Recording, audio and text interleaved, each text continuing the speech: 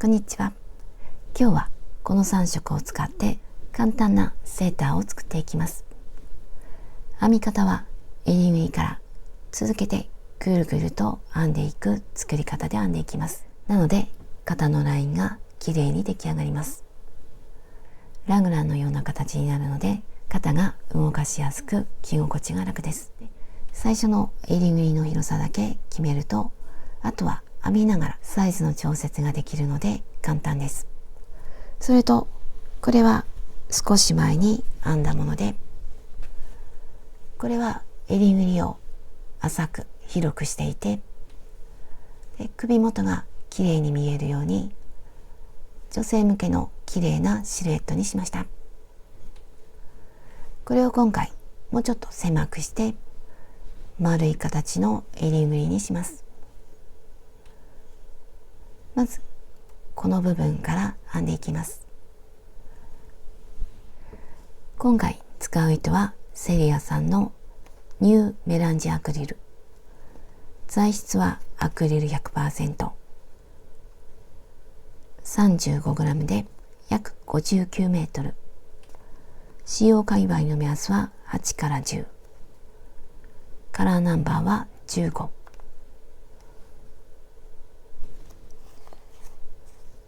こっちはカラーナンバー12。これはカラーナンバー11。この3色を使って編んでいきます。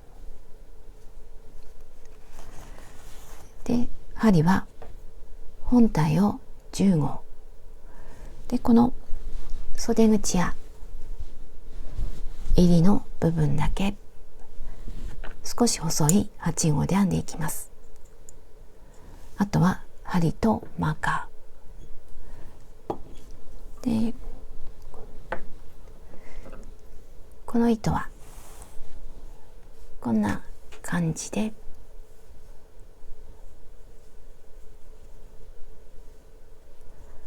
太さは約3ミリぐらい。この糸を使って編んでいきます。まずこの部分を編んでいきます。これは最初に輪を作って編んでいくのではなくて、帯状に編んでいきます。それを必要な長さまで編んでつなげて、でこの状態にします。まず帯状に編んでいく方法を説明します。まず鎖編みをしていきます。この時糸足を20センチぐらい残して、ここからスタートします。で、針は細い方を使います。で、結び目、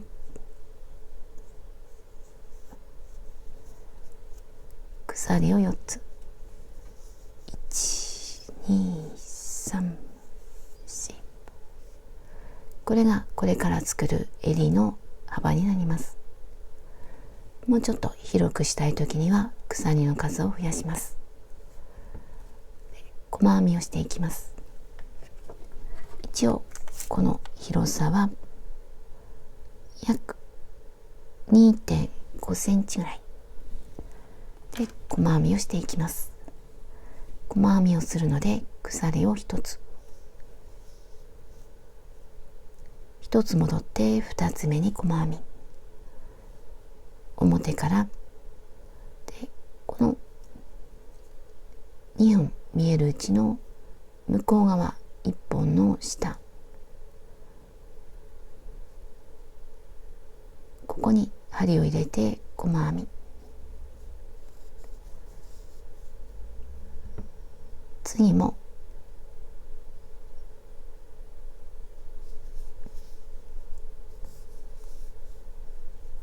次も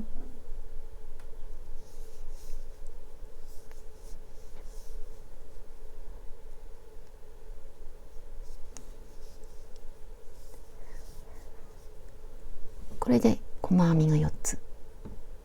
次は2段目、鎖1つ裏返します。鎖の根元に細編み、この細編みの上に細編みで、普段はこんな感じで2本の糸の下に針を入れるんですが、今回はこの2本見えるうちの向こう側1本、ここに針を入れて細編みをします。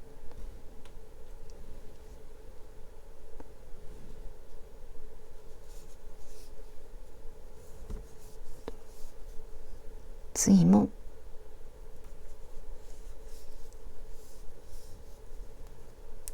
次も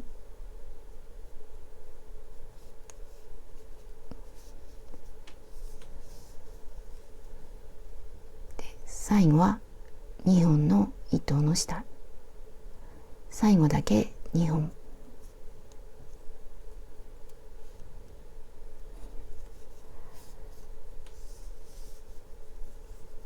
これで2段目が終わりました。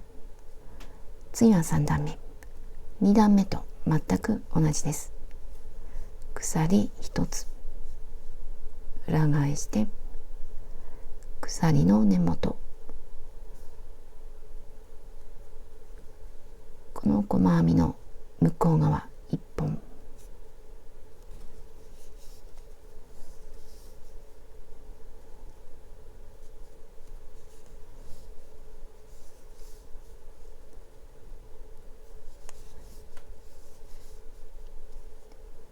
端だけ2本、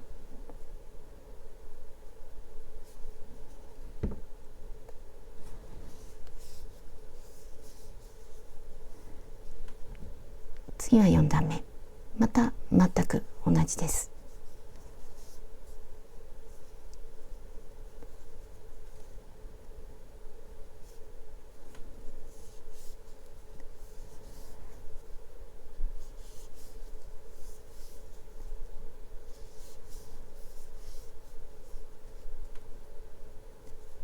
端は2本、これを繰り返していきます。必要な段数について説明します。これは作りたい襟の広さになるまで。私は今回狭めにしてで丸い形にしていきます。でもっと広くしても大丈夫です。その場合はこの段数をもう少し広げて編んでいきます。その時も段数は偶数にします。この長さは伸ばした状態で約60センチ。私はこう頭が通るぐらいで、ちょっとゆとりがあるぐらいで、お好みの広さにします。もっと広くしても大丈夫です。で、次にこれをつないで4箇所にマーカーをつけてで編んでいきます。なのでこれを4つに分けます。4つに分けて、でここを長編みいくつにするか、こっちをいくつにするか、こっちは長編み何本かと決めていきます。私はこんな感じにしました。ここが肩、ここが胸、ここが背中。この4つを合計すると必要な段数がわかります。こことこことこことここで82。私は82段編みました。で、今回背中よりも胸の部分を少し広くしました。そうすると首の前のところが当たらないので着心地が楽です。こんな感じで少し広くしてお好みの数にします。で、3対2と2対1の間でいいんですが、今回丸くするとしたらちょっと正方形に近い方が丸い形に近づきます。で、私はこんな感じ、だいぶ丸い形になると思います。で、次はこれをつないで、それからマーカーをつけます。ねじれていないか確かめて2つ折りにして、これが最初に残した糸端、これで縫っていきます。こっちは糸玉につながっている方、こんな感じでつなげていきます。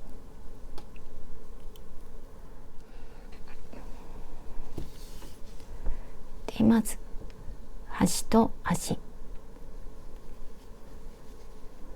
今こんな感じで糸が出ているので、こっちも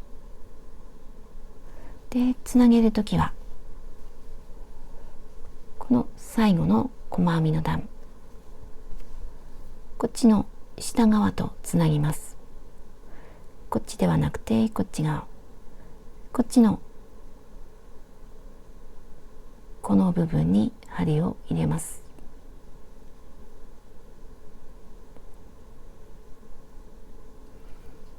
次はここ、次はここ、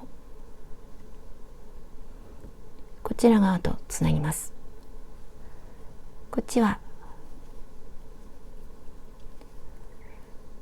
上の方、こっちも鎖に見えるところがあって細長いんですが、ここの上の方、こっち側、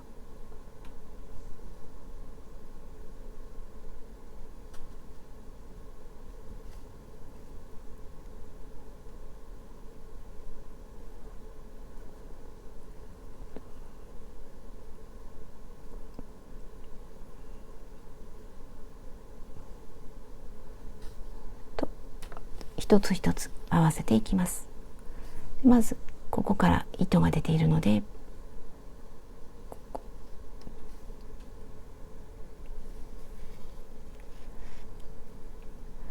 出端は2回、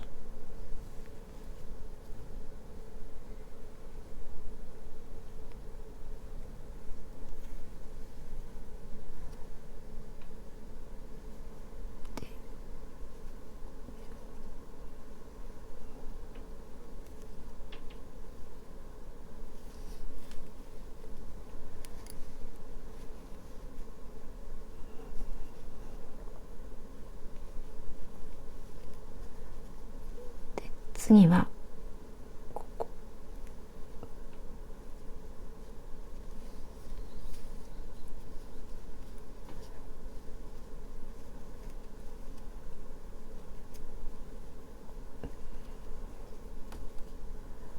でこちら側は上、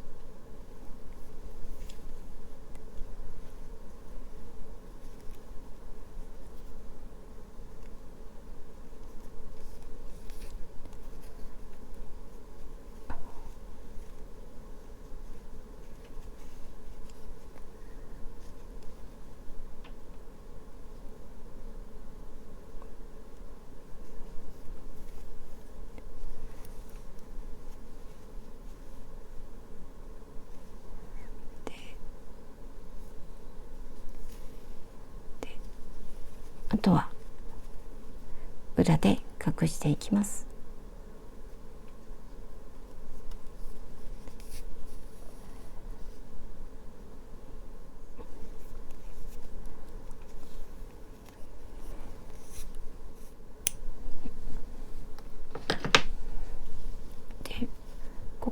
裏になります。こっちが表で、表と裏を確認します。この段差がある方が表、この段差が揃っている方が表になります。で、表を上にして細編みで一周します。で、長い糸に戻ります。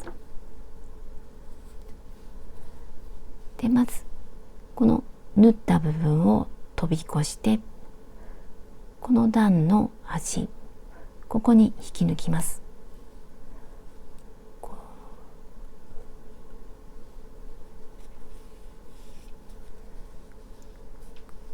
これで糸が移動しました。ここから細編み、鎖一つ、根元に細編み、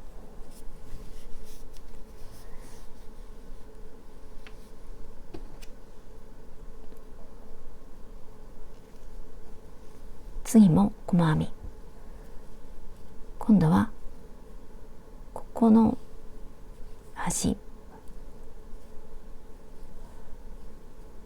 それぞれの端に細編みをしていきます。で、なるべく目立たないように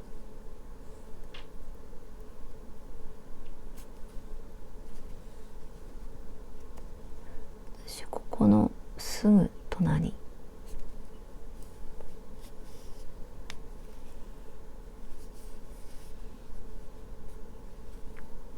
次はここ、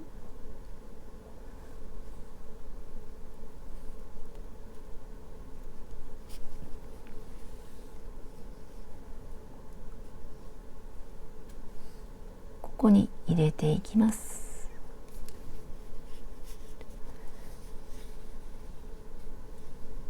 次はここ、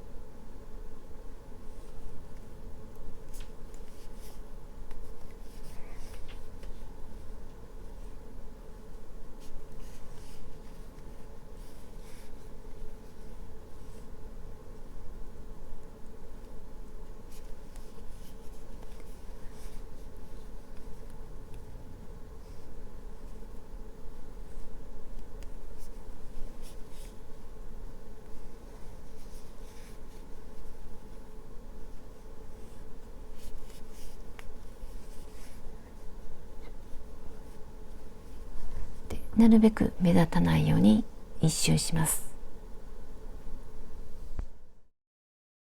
細編みで一周してきました。最初の細編みに引き抜きます。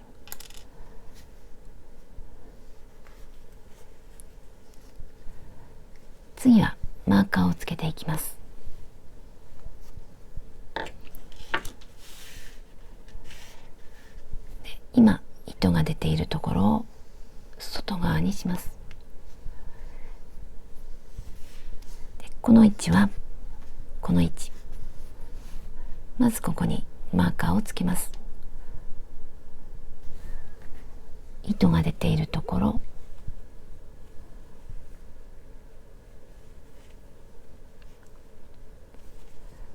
これは縫い合わせたすぐ隣、分かりにくかったらちょっと戻って、これが一つ目、マーカーをつけるところ。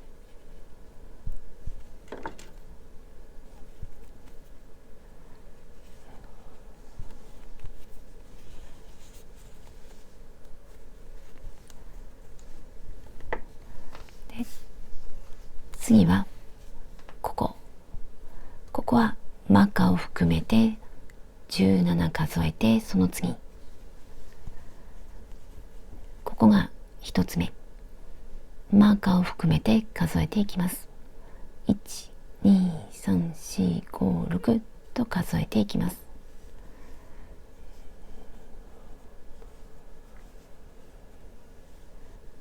これが17、17の隣にマーカーをつけます。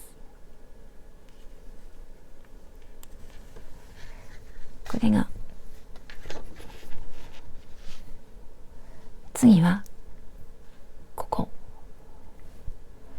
26数えて、その次マーカーを含めて数えていきます。12345と数えていきます。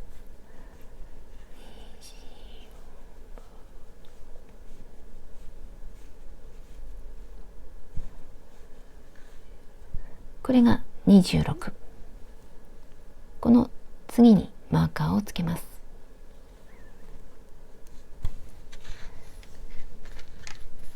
次はここ、マーカーを含めて17番目の次、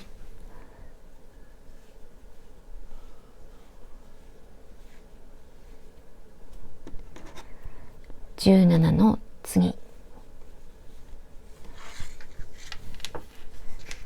次はここ、マーカーを含めて数えて22番目がここ、22番目の次にマーカーがついています。これでマーカーがつきました。次から長編みを編んでいきます。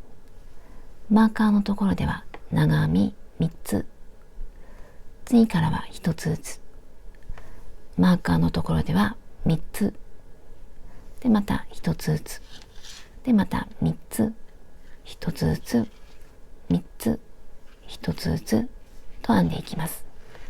これを繰り返していくだけです。で、またここでも表と裏を確認します。この段差がある方が表、こっちは裏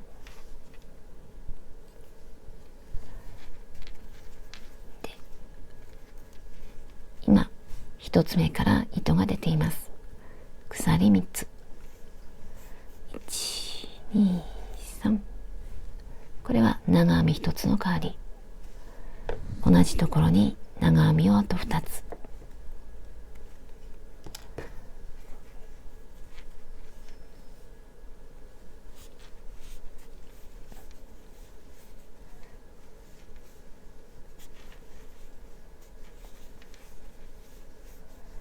これで鎖3つと長編み2つ、次からは1つずつ、まず隣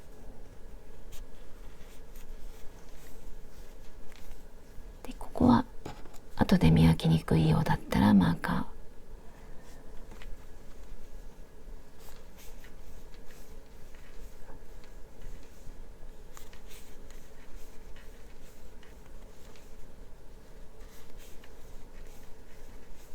ー、でこのままマーカーの手前まで編んでいきます。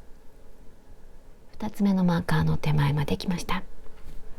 マーカーのところでは長編み3つ、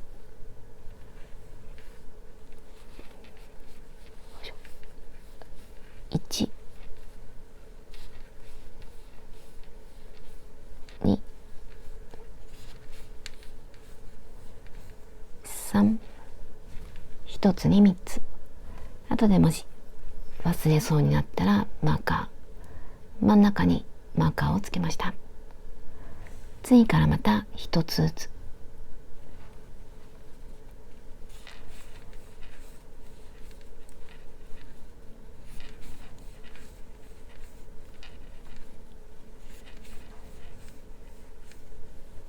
で1つずつ編んでいって、マーカーのところではまた長編み3つ、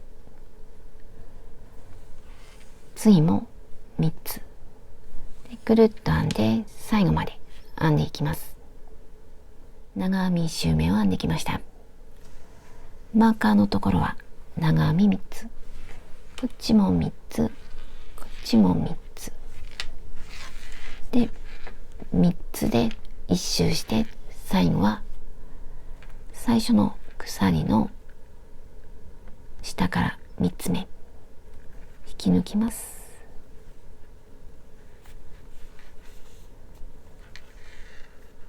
これで長編みの1周目が終わりました。次は2周目。2周目はこの真ん中から糸を出して始めます。今鎖の上から糸が出ています。隣のここから始めます。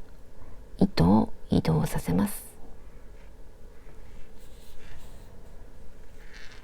これをかぶせて、これで長編み3つの真ん中から糸が出ました。でまたここからスタートします。鎖3つ、同じところに長編み2つ、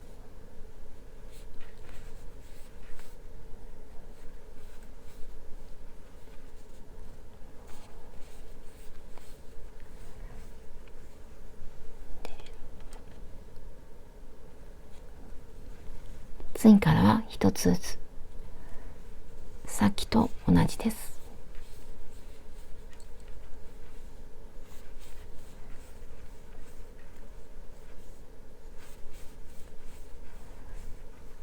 で次のマーカーのところまで編んでいきます。次のマーカーのところまで来ました。またこの長編み3つの真ん中についたマーカーのところでは長編み3つ、1、2、3、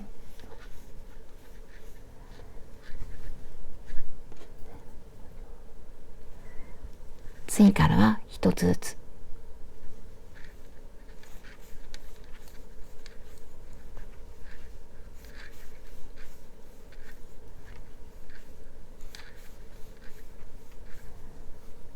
でまた次のマーカーのところで3つの上に3つ、また3つの上に3つでぐるっと編んだらさっきと同じ、ここまで編んでいきます。長編みの2周目を編んできました。最後が少しややこしいので一緒にやっていきます。1周目の長編みはこの真ん中からスタートしました。なのでぐるっと編んだら最後はここで終わりにします。この鎖の上、下から3つ目に長編み、ここではなくてここ、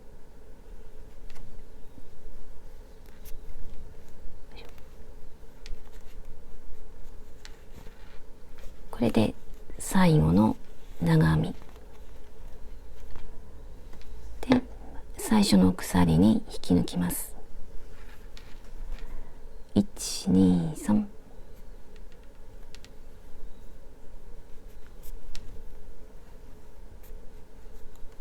これで2周目が終わりました。次は3周目、2周目と同じです。今マーカーがついているこの真ん中からスタートします。また一つ移動、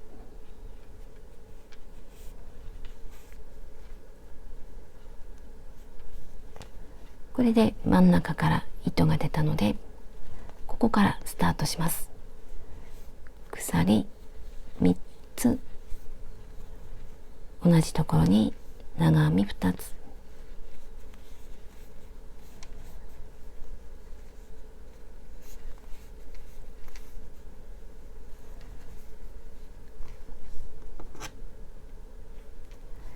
次からは1つずつ、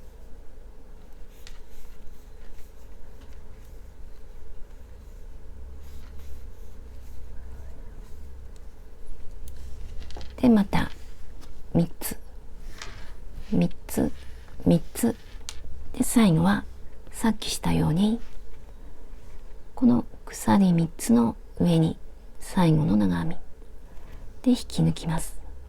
これを繰り返してしばらく編んでいきます。体に当ててみてとしばらく好みの長さまで編んでいきます。糸が短くなったら新しい糸を足していきます。糸を変えるタイミングは長編みの途中、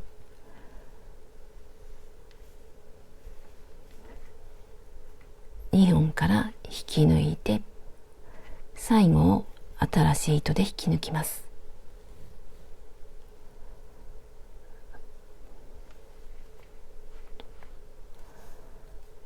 これで糸が変わりました。でこの糸は後で針で隠します。で、編みくるんでも大丈夫です。こっち側を編みくるんでいこうかと思います。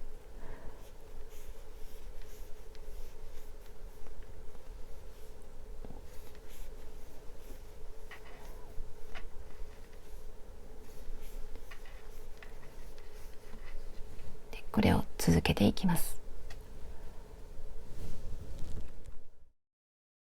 長編みを11周編んできました。長さはこの長編みの部分だけで約17センチ。これはこの襟の広さやあとお体によって変わってきます。なので実際に頭を通してみて、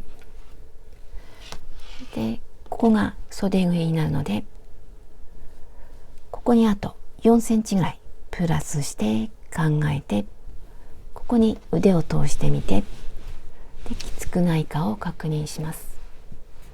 できついようでしたらあと何週か続けて編んでいきます。で、私はこれぐらいで脇の下を鎖でつないでいきます。ここが長い辺、こっちは短い辺。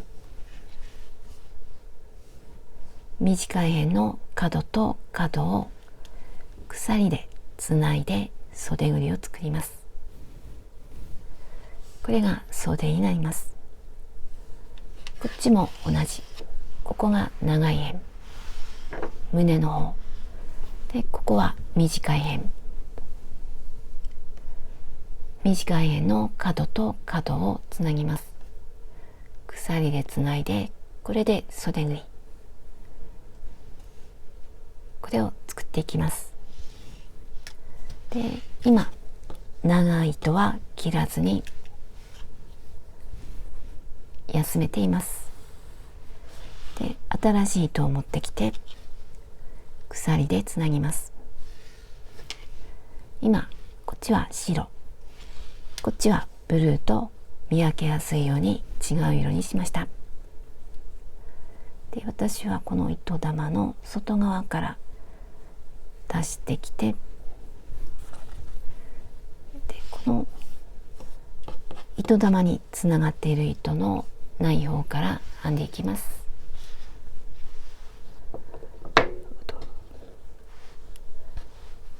まずこの長編み3つの真ん中、ここに白いマーカーがついています。こっちも同じ長編み3つの真ん中、こことここを合わせます。こっちも同じ長編み3つの真ん中、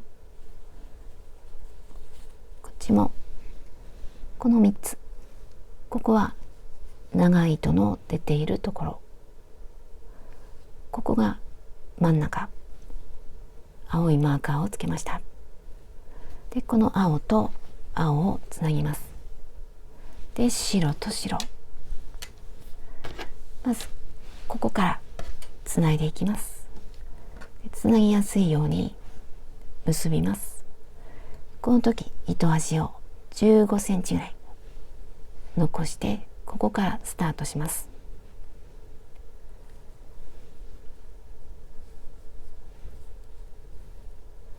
で、今表が上になっています。で、真ん中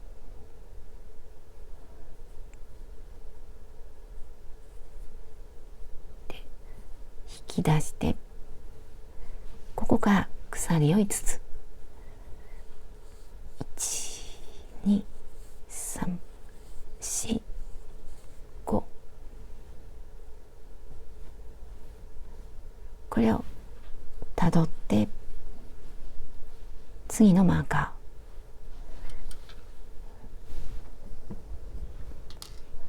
ーで、このまま表から針を入れます。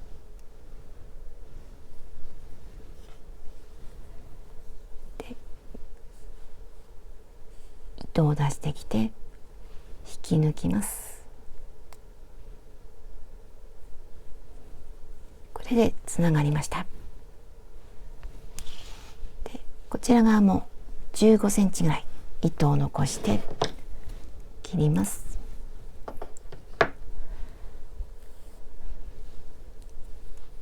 でこんな感じになりました。もう片方も同じように、まず15センチぐらいで結び目、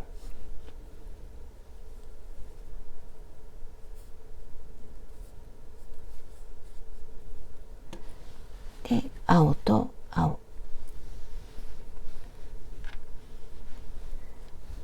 この真ん中、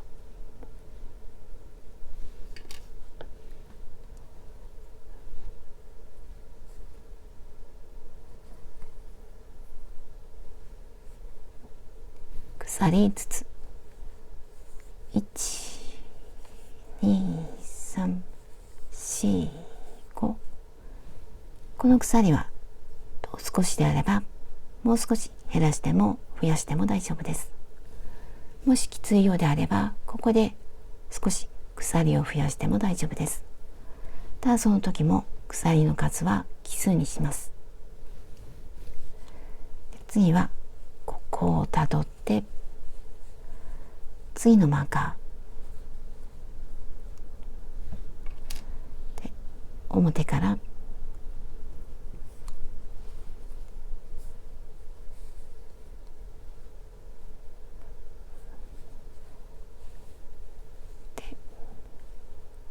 鎖1つで15センチ、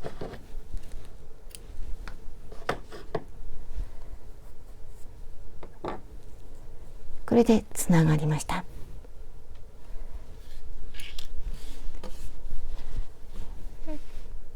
こんな感じで脇の下がつながって袖ぐりができました。次またさっきの方向に戻ります。で編んできた糸、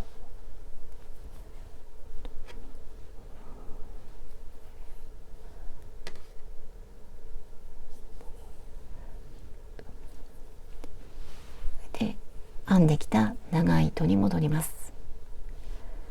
でここからもここと同じように長編みを編んでいきます。袖ぐりの部分は編まないで胴体だけぐるぐると編んでいきます。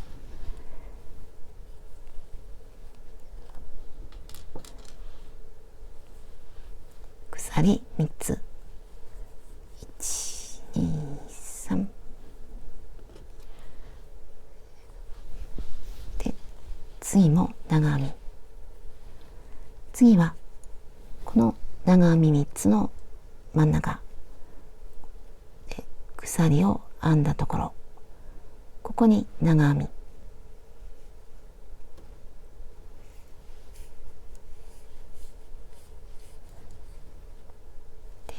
この糸端は後で使うのでどけておきます。次は鎖の上に長編み、まずこの鎖の2本見えるうちの2本の糸の下、こっちが2本でこっちが1本、この位置に針を入れて長編み、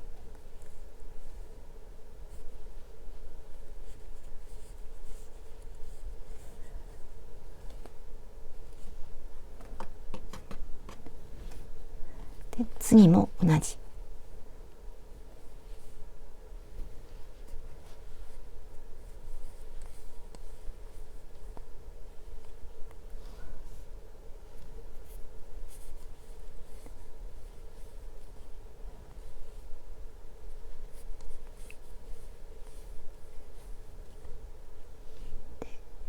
最後はここ、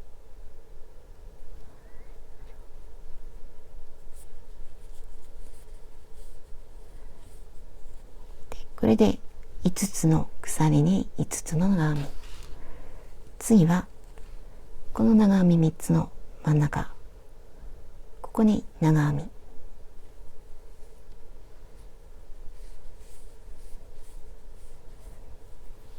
次からは1つずつ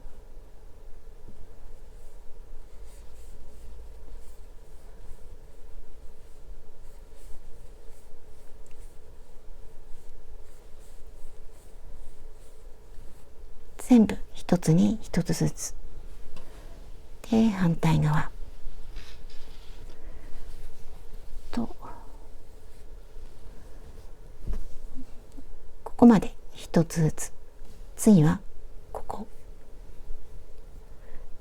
の長編み3つの真ん中のところ、ここに長編み、次は鎖、こことこことこことこことここ、次はまたこっちの長編み3つの真ん中で、次からは1つずつぐるっと編んで最初のところまで戻ってきます。脇の下を1周編んできました。最初の鎖の下から3つ目、1、2、3、引き抜いて、次また同じ鎖3つ、長編みの上に長編み、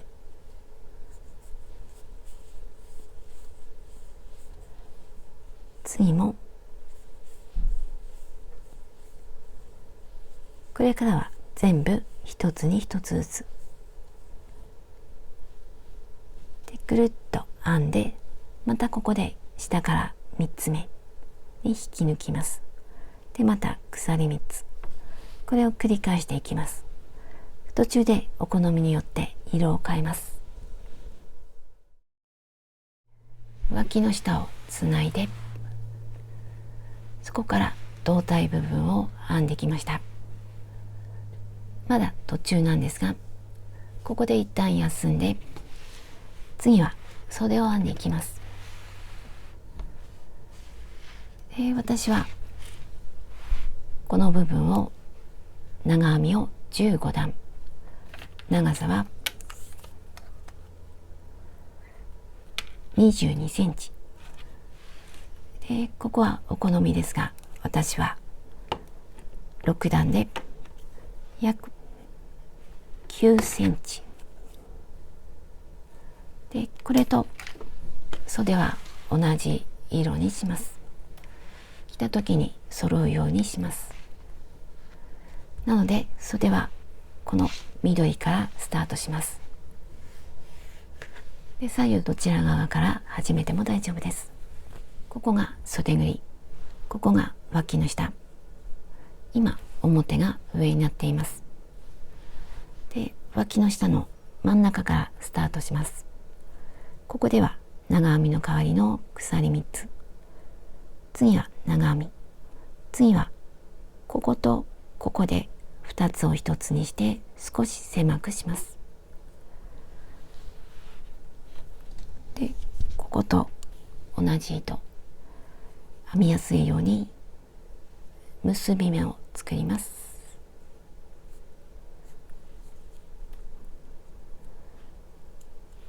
で真ん中、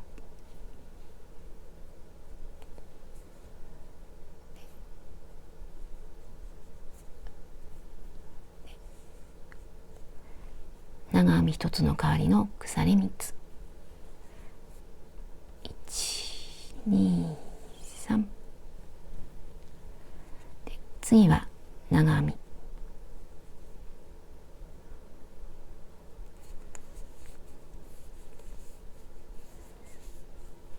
これで鎖3つと長編み1つ、次はこことここを1つにします。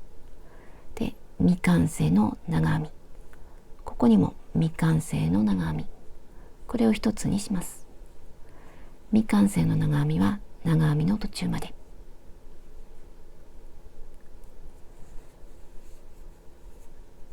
2本から引き抜いて、これで未完成の長編み、次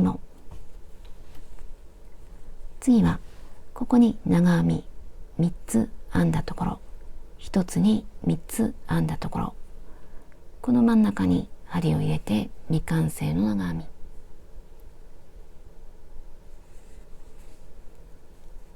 み、2本から引き抜いて、これで未完成の長編みが2つ、一度に引き抜いて、で狭くなりました。次からは1つずつ、1つに1つずつ長編みをしていきます。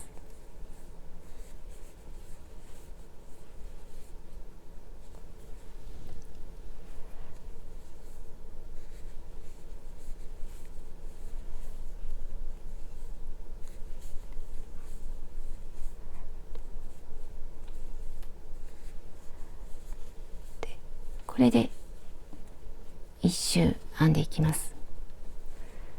ここまで編んでいきます。袖の1周目を編んできました。またここで未完成の長編み、ここも未完成の長編み、2つを1つにして狭くします。まずここは3つあるうちの真ん中のところ、今ここがちょっと穴が目立つんですが、後で目立たなくします。未完成の長編み、次はこ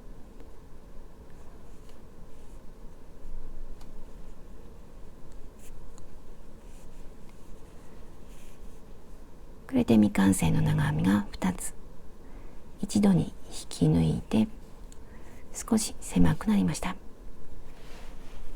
最後はこの鎖の手前に長編み、普通の長編み、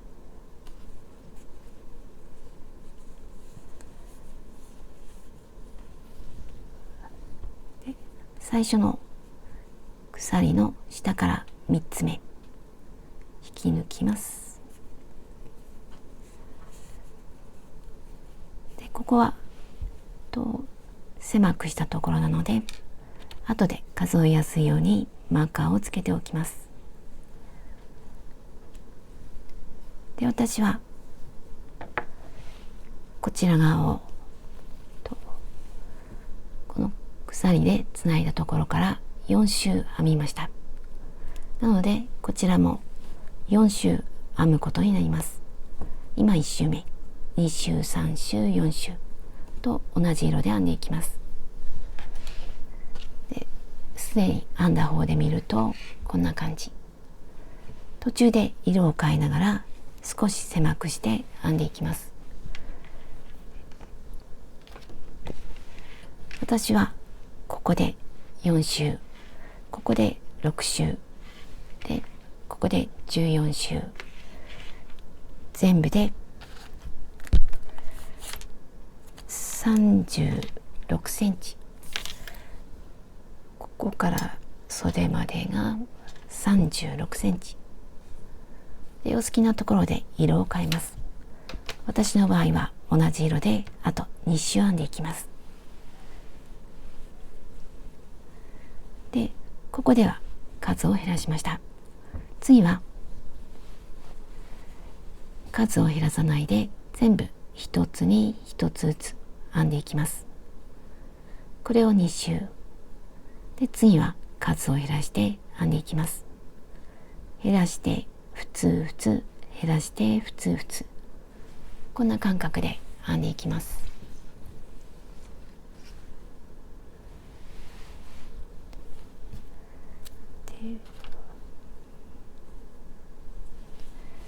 今引き抜いたところ、鎖3つ、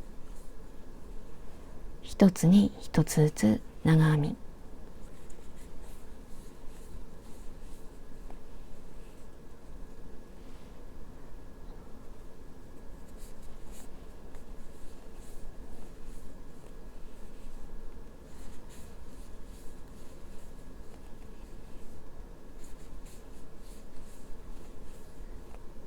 で次も1つに1つずつ、これで1周します。ここまで編んでいきます。袖の2周目、普通の長編みを編んできました。最初の鎖の下から3つ目、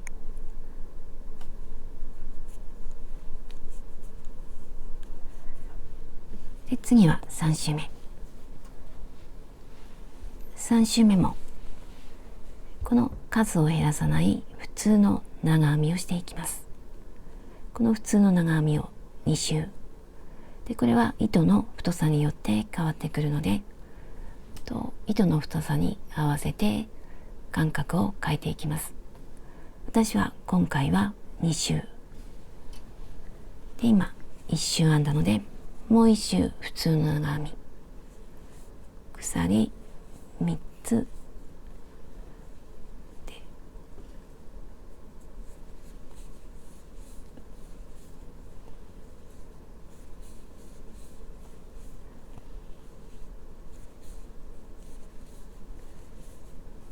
このまま1周します。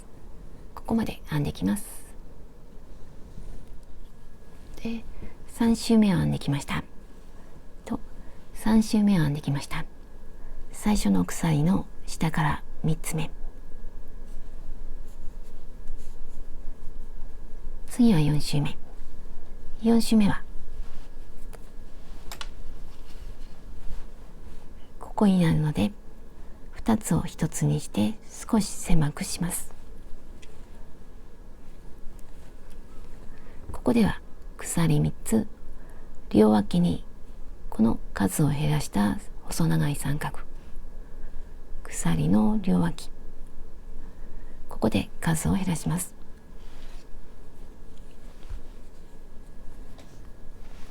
鎖3つ、1、2、3で、こことここで未完成の長編み、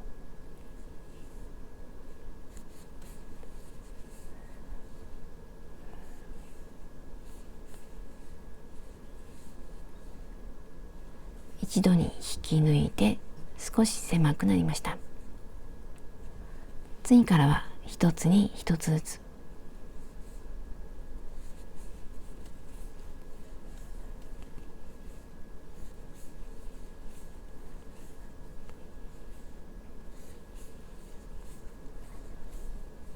これで1周します。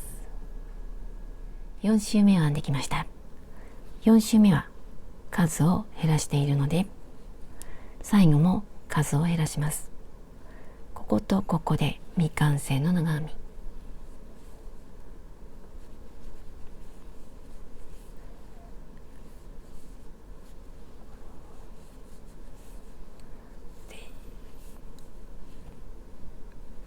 でここで引き抜いてつなげるんですが、私はここで色を変えます。ここと同じにします。次はここで新しい糸で引き抜きます。鎖の1、2、3で、これで引き抜かないで新しい糸、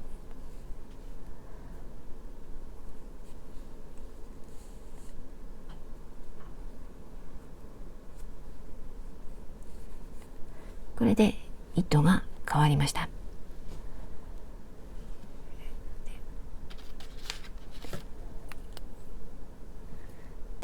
後で針で隠せるように少し長めに残しておきます。でここからこの糸で編んでいきます。鎖3つ、次はこの普通の長編み、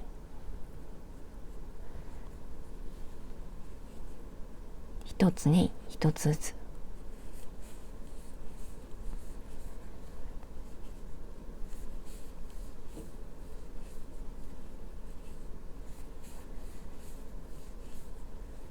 これを2周編んでいきます。でここまで戻ってきます。普通の長編みで2周編んできました。2周編んだらまたこの少し減らします。ここと全く同じにします。鎖3つ、鎖の両脇に未完成の長編み、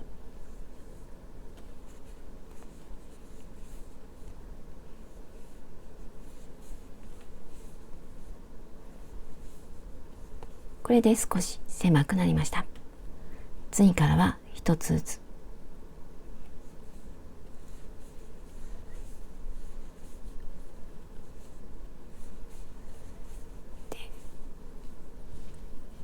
これで1周して鎖の手前でまた少し減らします。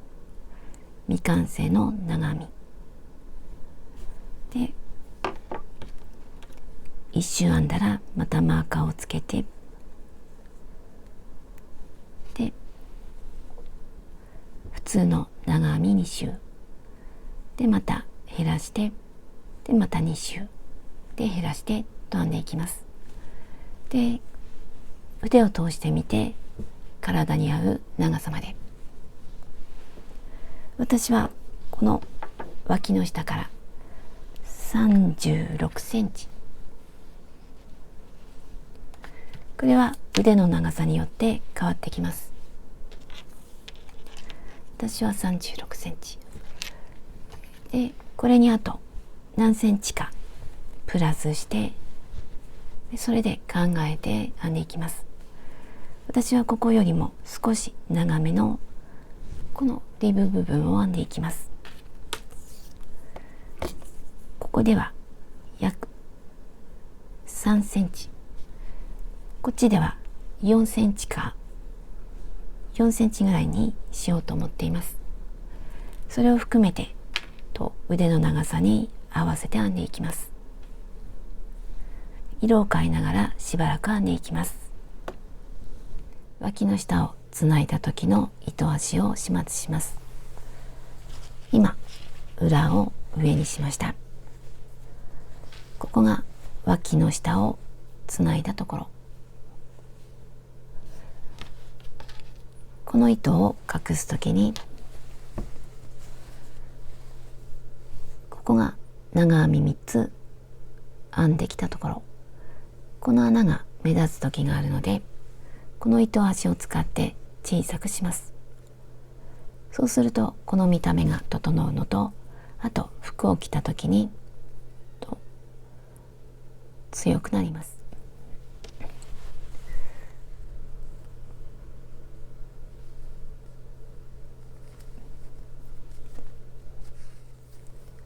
これでここが目立たなくなって、もし他に目立つところがあればちょっと隠しておきます。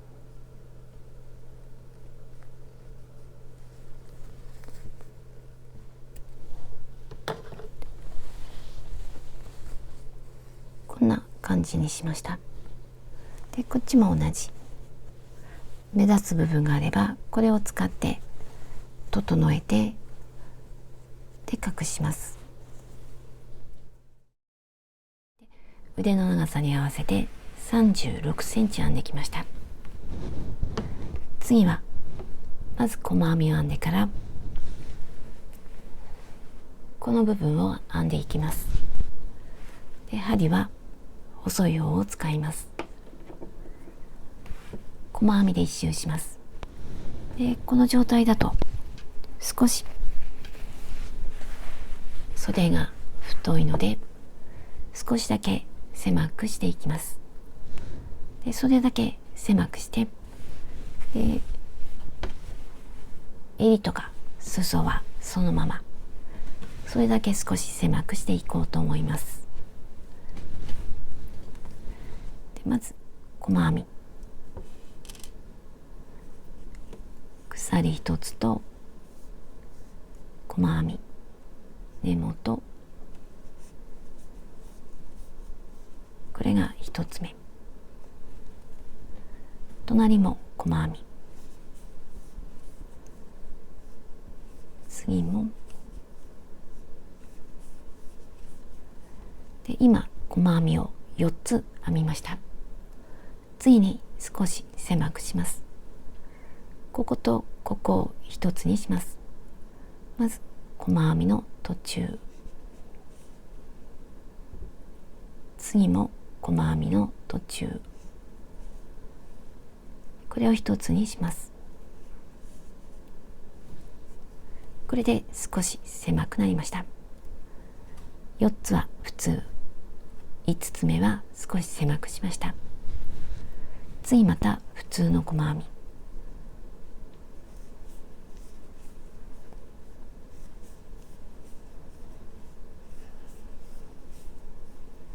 4で狭くしていきます。こことここ、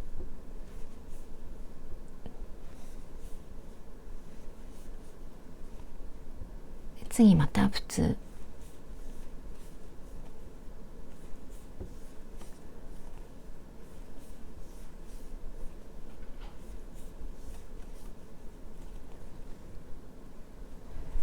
で狭くします。これで一周していきます。で、あまり極端に狭くしない方がいいかと思います。で、腕が通って少しだけ絞られた感じ、この感覚によって縮まり方は変わってきます。もっと緩い方がいい時にはこの普通の細編みを増やします。で、これで一周します。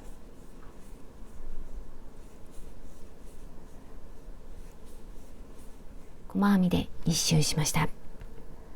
今約9センチ、ここで腕を通してみてきつくないかを確認します。もしきついようでしたら、この2つを1つにした間のこの普通の細編みの数を増やします。数を減らす間隔を離していきます。これでよかったら次は最初の細編みに引き抜きます。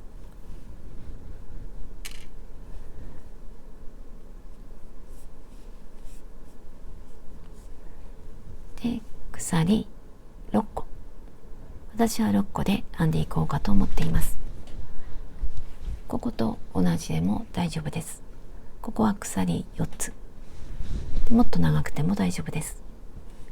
で、鎖6個、1、2、3、4、5、6、この幅で作っていきます。で、細編みをしていきます。細編みをするので鎖1つ、1つ戻って2つ目に細編みで、表から1本の糸の下、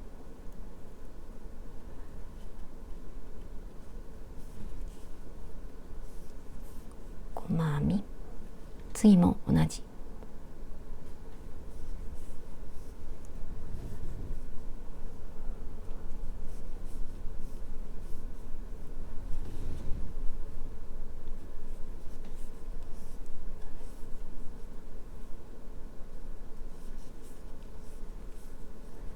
最後はここ、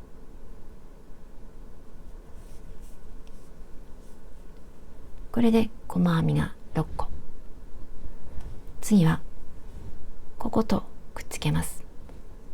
で、今糸が出ているのはここ、この隣に引き抜き編み、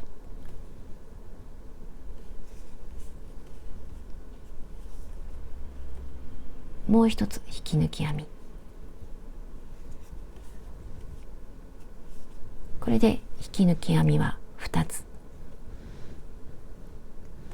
裏返します。で、今度は外の袖の内側から編んでいきます。今編んだこの引き抜き編み2つ、これを飛ばします。1、2、3つ目に細編み、1、2、3つ目で、この糸を溶かします。ちょっと見にくいんですが、1、2、3。この時も向こう側1本の下で細編み。次も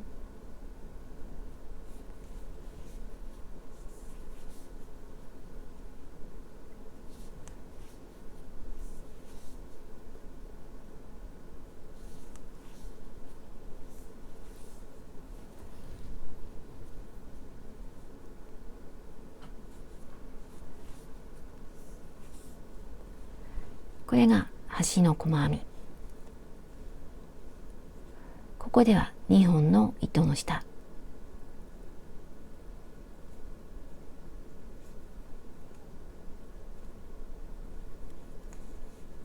端だけ2本で裏返して、今度は外側からでまた鎖1つ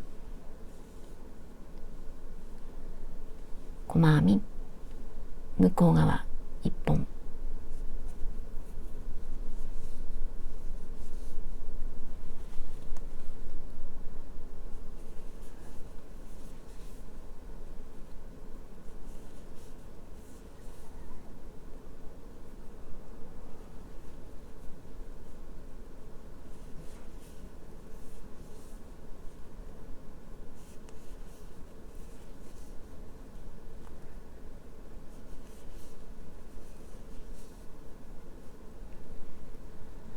次はつなげます。今糸が出ているのはこの次に引き抜き編み、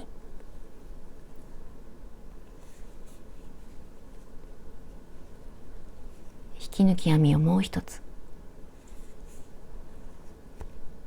これで引き抜き編みは2つ裏返します。で今編んだ引き抜き編み、この2つを飛ばします。1、2、3で糸は溶かして1、2、3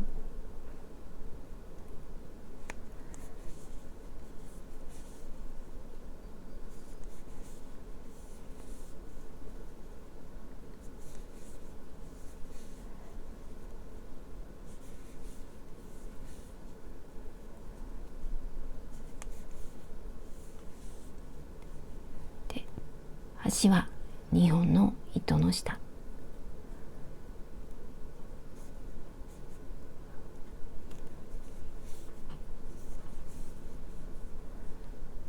で鎖1つ裏返してまた同じ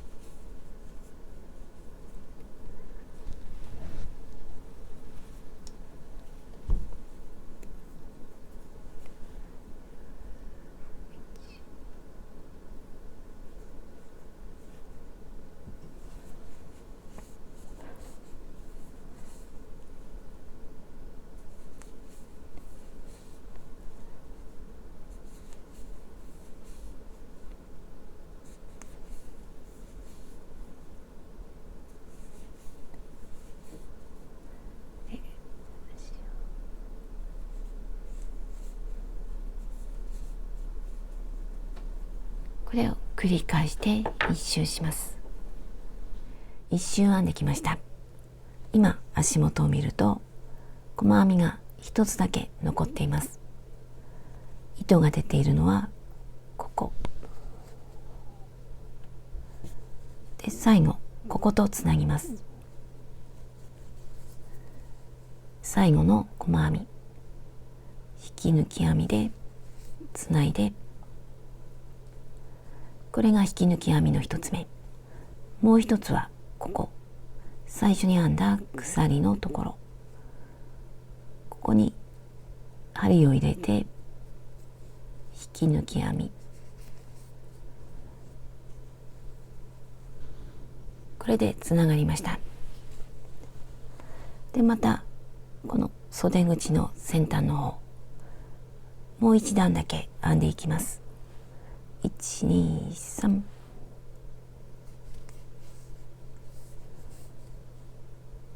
今までと同じ。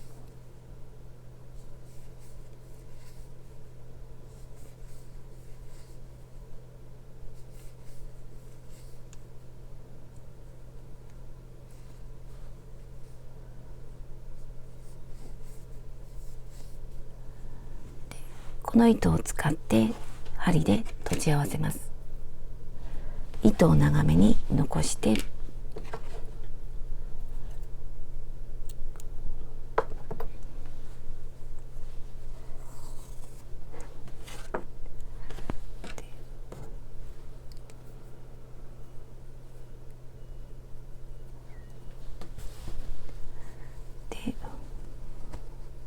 この先端とこっちの先端を合わせます。ここには最初に編んだ鎖編み、ちょっと細長い鎖編みになっています。ここがその先端、こことここと合わせようと思います。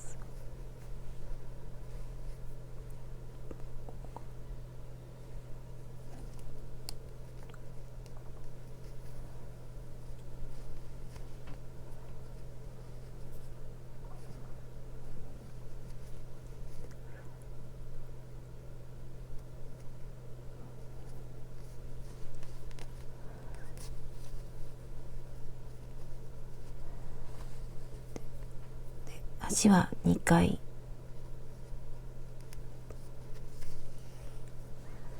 で、これから1つずつ合わせていきます。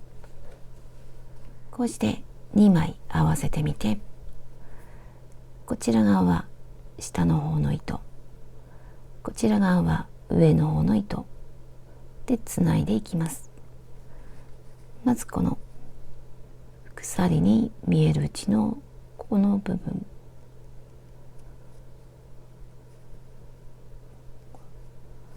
でこっちは上の方で、次はこっちの下の方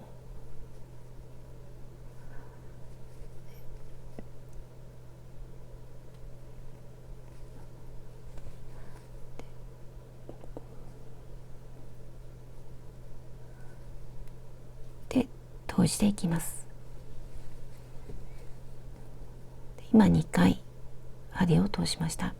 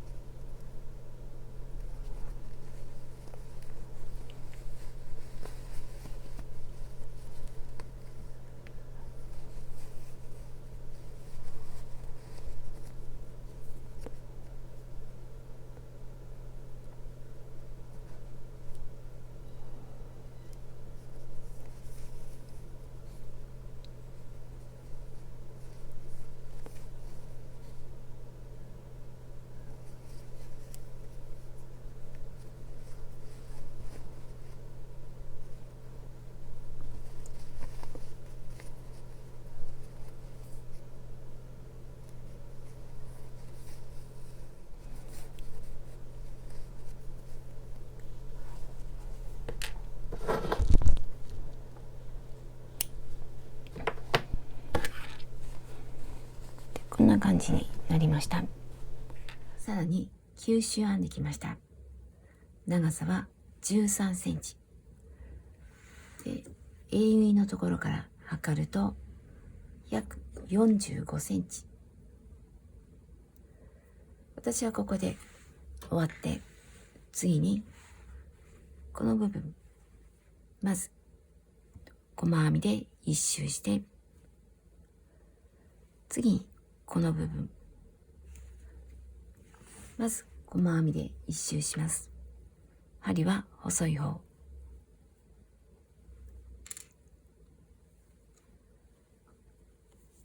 鎖1つ、根元に細編み。次も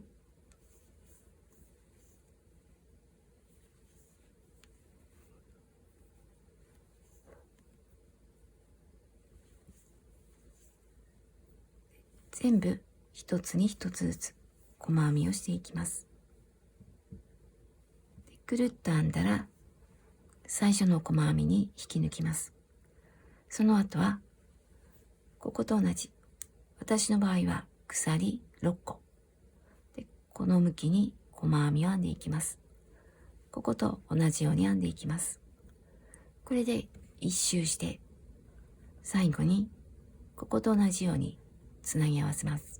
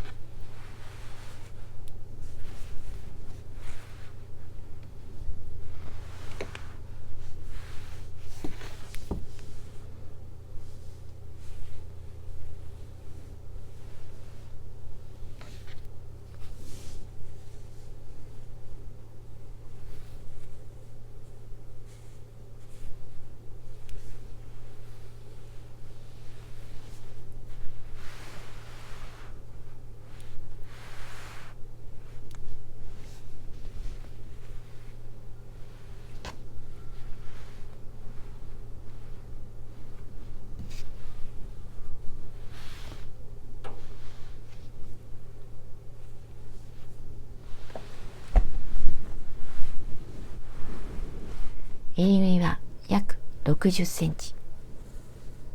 私は今回女性ものの L サイズをして作りました。だいたいこれぐらいで大丈夫かと思います。下に着るものによってもう少し狭くても広くても大丈夫です。多少伸びるので、もうちょっと狭くしても頭が通るかと思います。で、今回胸の方を少し下げました。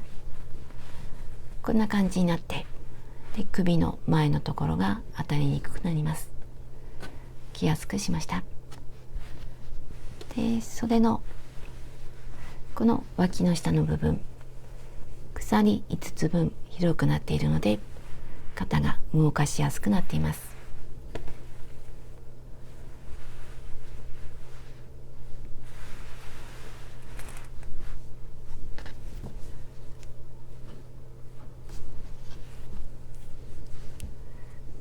で、袖は少し狭くしてで可愛くしました。男性用にするときには細編みの数を全部一つに一つずつででそのまま編んでいくと、ここのカーブがちょっと変わってきて、その方が男性向けにはいいかと思います。女性向きには少しこう丸くなって、こんな感じの方が可愛いと思います。で裾の方はそのまま一つに一つの細編みを編んでいってもちょうどよく狭くなっていて、このまま編んでも大丈夫です。で男性ものの時にはここはあまり広くしない方が似合うと思います。で色は今回こんな色で作ったんですが、例えばここ黒とか、あと紺色とかで、ここはグレーとか白とかお好きな色で合わせてください。で太い糸で編んだので少しがっしりとしているんですが、とても暖かくて可愛い感じに出来上がりました。